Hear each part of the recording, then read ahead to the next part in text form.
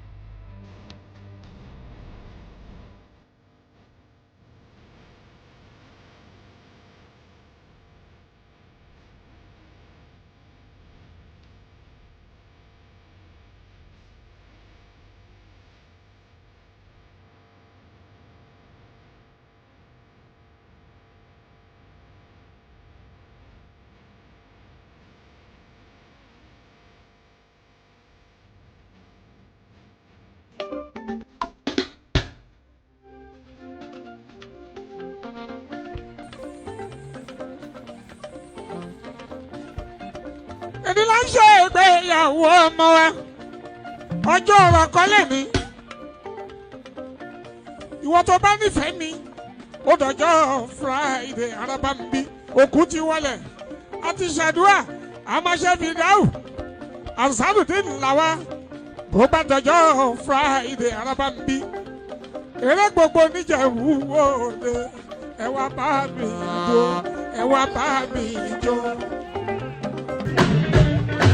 Kábíyèsí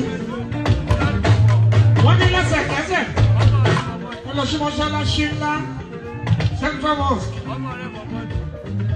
ibẹ̀ ló ti máa kírun sí lára nínú ọdún ṣáàbì ìyá olórí ọmọ bá.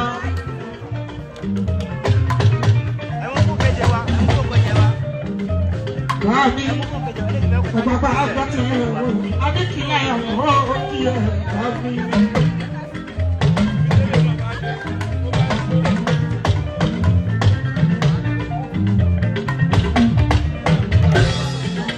Abímbọ́lá ọmọ òkè ńlá nílùú Ìjẹ̀bú Òde òní Kakanfò gbogbo yìí mo dúpẹ́ fún Ọlámilékan ọmọ ṣì lọ́sàn ọlọ́wà nílùú Ìjẹ̀bú Òde jìnnì ọmọlá wáyé ni. Olóòtú ìfọ̀rẹ́ bẹ́lẹ̀ pàdé àjọyọ̀rí sí ìlànà Afọláṣadé ayáde ṣẹ̀yẹ ní síta ó máa kó wájú lójú ọmọ nìyẹn. Àjọyọ̀ ó tẹ̀lé ní gbẹ̀gbẹ̀jọ àyàkìlẹ̀ dé mọ́lá wọ́n fà ìkòdó ẹ̀ka mọ́ òòrùn lọ́dúnbẹ́dúbẹ́ ó kó wájú lójú ọ̀la ìtàn.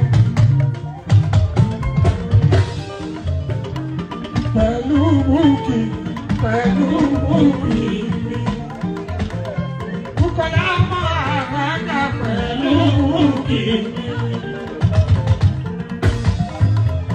Àdùnní mi Kúdírá, Yétúndé ọ̀rẹ́ mi Kúdírá fèrè mi.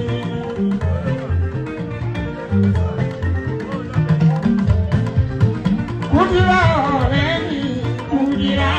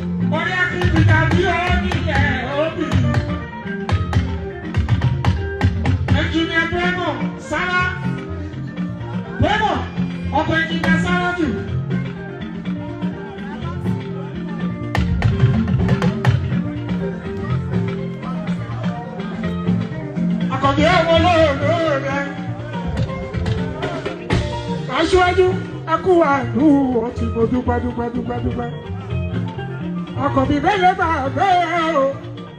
Àkànbí ń bẹ nínú Dubai nínú plane. Lẹ́sẹ̀kẹsẹ̀ náà pè wọlé.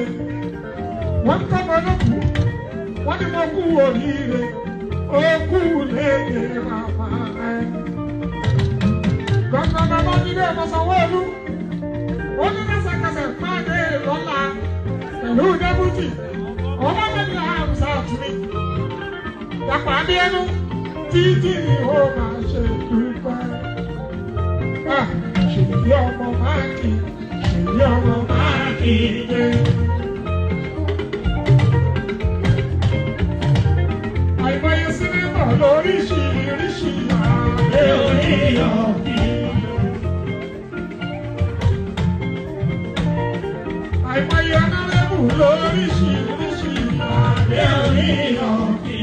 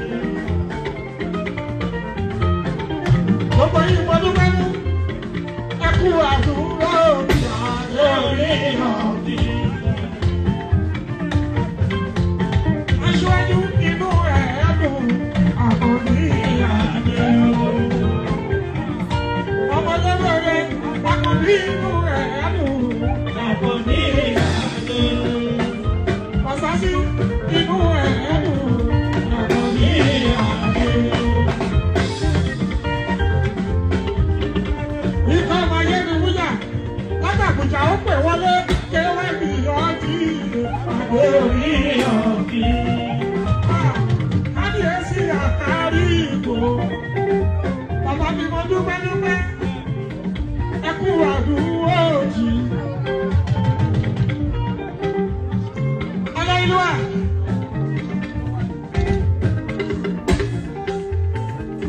Àkárí ìbò ní ẹ̀fọ́. Báàmí.